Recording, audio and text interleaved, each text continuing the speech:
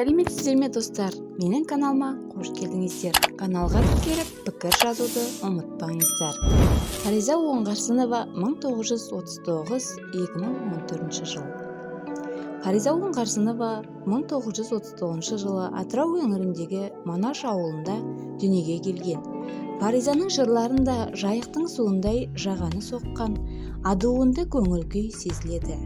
Оның өлеңдері Каспийдің алапат толқынында айбынды, Каспийдің аққуларындай пәк, туған даласындай кең, аруанасындай маңғаз, күніндей ыстық, тауларындай асқақ.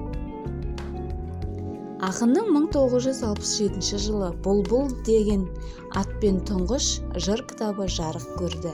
Жас оқырмандарға арналған өлең жырлары да мол. Оюлар.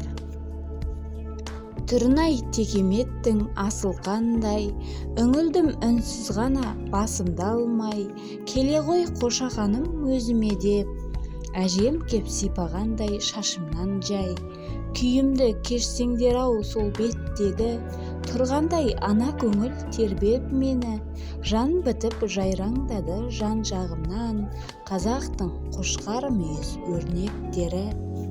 Аңсаумен күнім өтті қанша менің, желбауда басқұрда ма аңсау емім, әжемнің көзіндей бұл оюларды, таба алмай дала кезіп шаршап едім.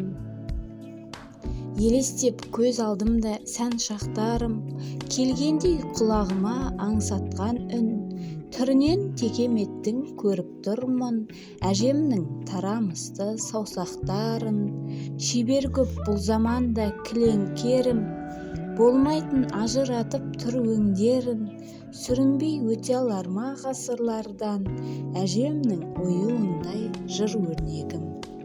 Болардай басқыр өрнек маған медет, белгісі балғын шақтың қарар жебеп, сүйеніп тұс киізге тұрып қаппын, көз жазып оюлардан қалам ба деп, мөлдір шық жасырынды жанарға кеп. Назар салып тыңдағандарыңызға рахмет. Каналға тіркеліп пікір жазуға